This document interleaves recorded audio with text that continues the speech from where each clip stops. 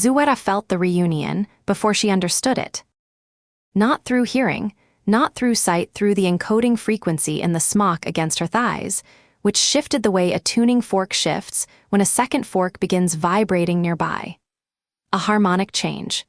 Two notes that had been dissonant finding their interval.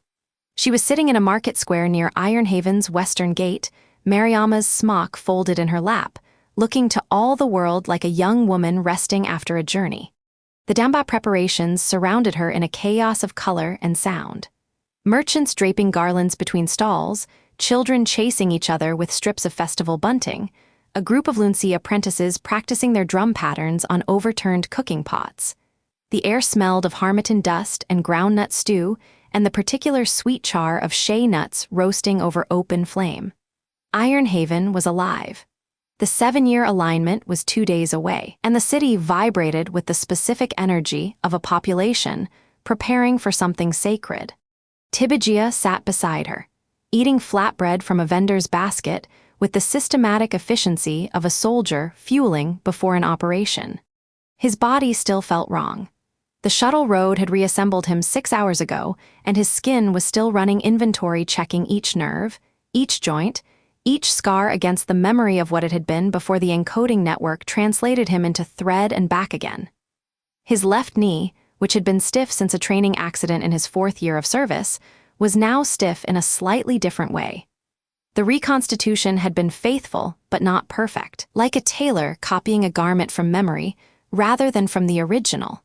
His eyes, however, were performing their usual function. Continuous scan of the environment, cataloging exits and entrances and sight lines and potential threats with the automatic thoroughness of a man whose training had made situational awareness as involuntary as breathing. He had purchased the flatbread not because he was hungry, though he was, but because a person eating in a market attracted less attention than a person sitting still. Tradecraft was tradecraft, whether the mission involved border surveillance or carrying an encoded artifact that could reshape the world. 2 of the 4 have met, Zuera said suddenly, her hands tightened on the smock. Tibijia stopped chewing. How do you know? The encoding network carries echoes. When 2 fragments of the unified system connect, the resonance propagates through every medium that carries the system's frequencies. She pressed her palm flat against the smock. I felt the shift. 2 notes that were dissonant have found their harmony. The rejected one and the listener have connected. Where? Northeast, same direction the smock has been pointing since we arrived. As she stood, They are in the old quarter. The convergence mechanism is responding to the partial reunion. The smock is pulling harder it wants to complete. It wants. Tibijia repeated. He was learning to accept that the objects Zuera described had intentions, but the soldier in him, trained in a world of clear physical cause and effect, still registered discomfort when inanimate things were credited with volition. He filed it the way he filed any intelligence he could not verify. Noted, not trusted, useful until proven otherwise. They moved through the market toward the northeastern lanes leading to the old quarter. Tibijia's soldier eyes were cataloging as they walked, and what they cataloged was troubling. Every fugu smock they passed was distorted. He could not read the encodings the way Zuera could, but he could see the physical effects the way a man sees rotten timber without understanding mycology. Threads that should have lain flat were raised, bristling like the hackles of an animal sensing a predator. Patterns that should have been symmetrical were warped, pulled toward the northeast, the same direction Zuera's smock was pulling, as if the entire textile infrastructure of Ironhaven was leaning toward a single point. Colors that should have been stable were shifting in stutters, flickering between their intended hues and something darker. In military terms, this was what happened when a secure communications network was compromised. The signals kept transmitting, but the information they carried was no longer reliable. Ironhaven's enchanted textiles were a compromised network, and Tibijia recognized the symptoms even though the medium was cloth instead of radio. The textiles are corrupted. He said quietly. I know. Zuera's jaw was tight. Every enchanted garment in Ironhaven is being affected. The corruption is in the encoding layer, the same layer that carried us here on the shuttle road. If this continues past the alignment, the distortion propagates outward. Every enchanted textile in the territories will eventually carry the corrupted pattern. The guild's entire output for the past millennium. Compromised. How long until it reaches the looms? Weeks, maybe less.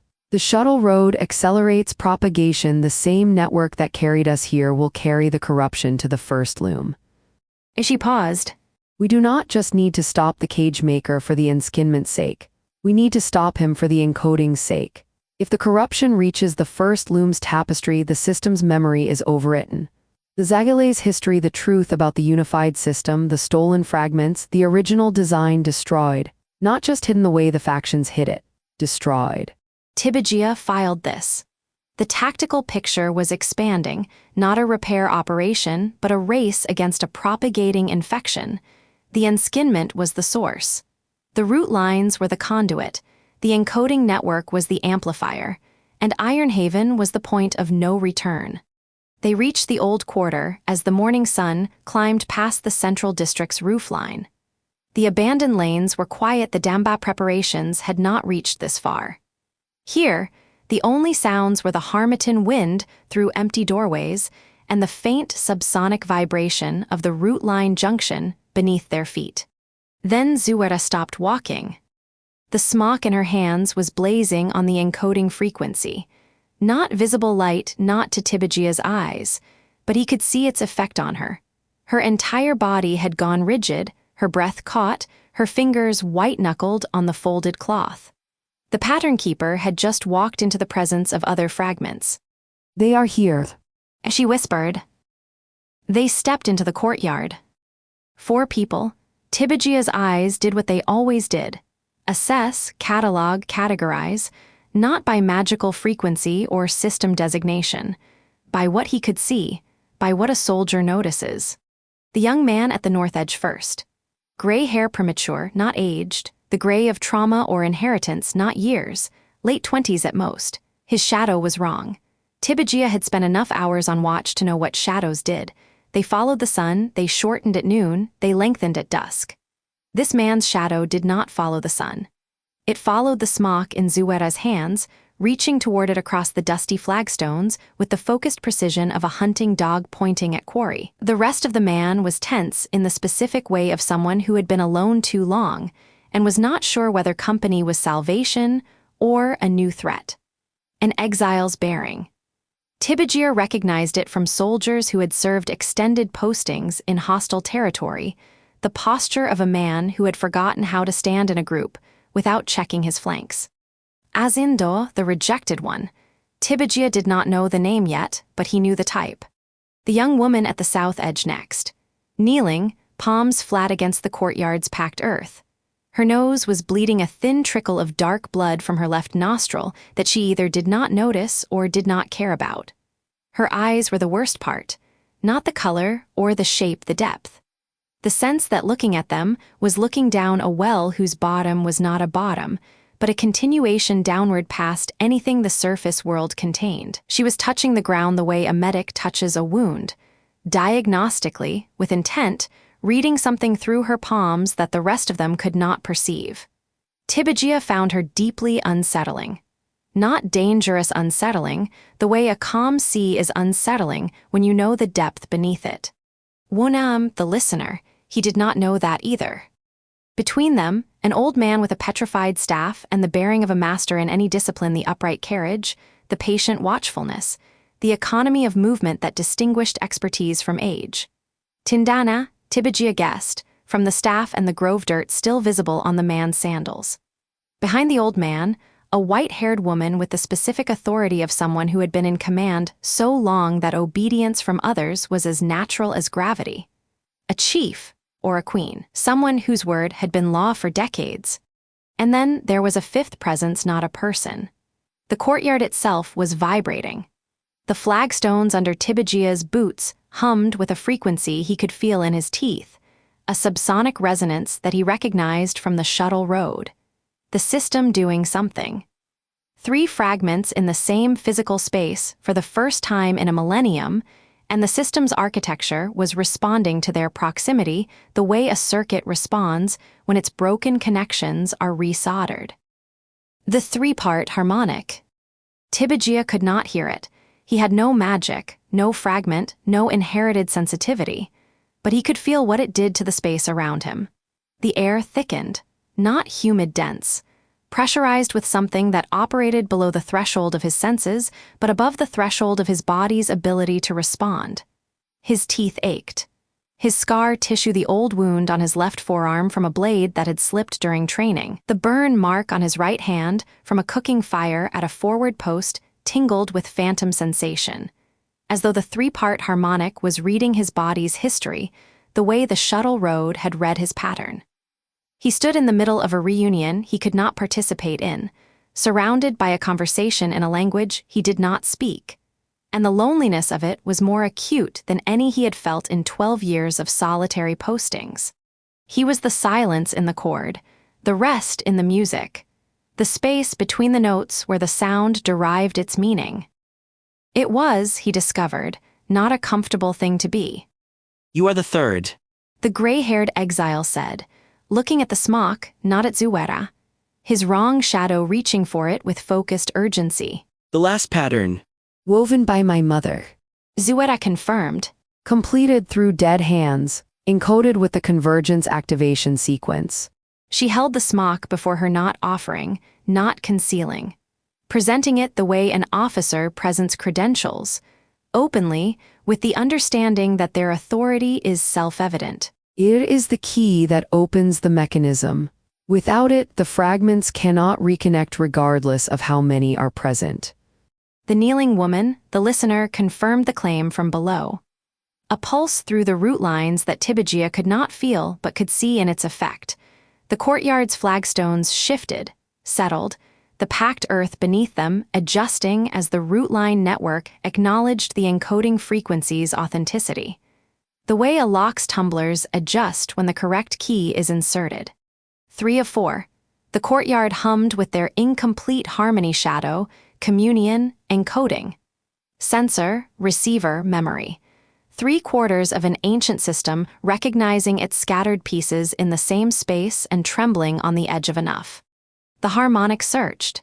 Tibijia could feel it searching an oscillation in the air, a restlessness in the frequency, the chord reaching for a fourth note that was not there. Not yet. 3 instruments tuning to each other, leaving space for the fourth voice that would complete the sound and give the convergence its full resonance.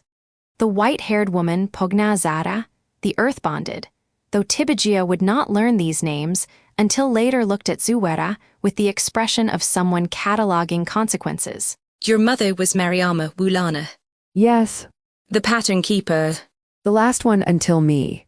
The old Tindana leaned on his petrified staff. We are 3 of 4. Where is the candidate? East. The exile and the listener said simultaneously. Same word, same instant, same certainty. Their interlocked fragments providing identical positional data through different channels. The synchronicity was not rehearsed. It was systemic. 2 sensors in the same diagnostic apparatus reporting the same finding. He arrives tomorrow. The listener added, her voice was quiet. Her palms were still flat on the earth. Her nose was still bleeding. On foot, from the Ashvale depths. Tibijia noted this. A man walking in from the east, alone, arriving tomorrow. Bad knee, if the root lines or shadows or whatever had told the listener his mode of travel rather than just his direction. You do not walk slowly from the Ashvale depths unless something is slowing you down. Then we wait. Pogna Zara said. They waited. The sun moved across the courtyard in the ancient geometry of afternoon light. The 3-part harmonic hummed in the air, inaudible to Tibijia's ears, but perceptible to his body, the ache in his teeth, the tingling in his scars, the persistent sense of being surrounded by a conversation whose content he could not decode, but whose urgency he could not ignore. He did what soldiers do when waiting. He observed. The corrupted textiles were worse in the old quarter. The smocks on the building's decorative hangings, protective wards, ancestral records woven into cloth and mounted on walls were visibly distorted. Threads unraveling from hems, patterns shifting in real time, the encoded spells and wards and historical records being rewritten by the corruption propagating from the enskinment chamber 3 levels below. In the loom district, a weaving frame had begun operating on its own shuttle moving without hands, producing a smock whose pattern was wrong in a way that made Tibigia's teeth ache harder than the harmonic. A siege from within, that was the military analogy. Not an army at the gates, but a rot in the foundations. The enemy was already inside, had been inside for 20 years, and the city's defenses were being rewritten into weapons pointed inward. And somewhere below the courtyard, 3 levels down, the cage maker was listening. Tibigia knew this the way he knew when he was being watched during a patrol not through evidence, but through the animal certainty that something aware was paying attention. The 3-part harmonic was a signal, a beacon. It told the cage maker that 3 of his 4 targets had assembled in his city, above his chamber, carrying the fragments he needed to steal. 2 days to the alignment. 3 of 4 assembled. The 4th walking in from the east with a bad knee and the steady pace of a man whose reformed mind processed the system's frequencies with every breath. The system trembled on the edge of enough. Tibigia cleaned his weapon, counted exits, watched the others prepare for something he could not share and did not understand and would protect with his life anyway, because that was the only thing a man with no magic and good eyes could do in a war fought with frequencies he could not hear. Night fell on Ironhaven. The Dambad drums beat in the distance. The 3-part harmonic hummed beneath the drums. And the cage maker waited, 3 levels down. While the obsidian half of his face rippled with a tremor, he could not control the living stone responding not to his will, but to the system's deeper imperative, the material remembering whose side it was on.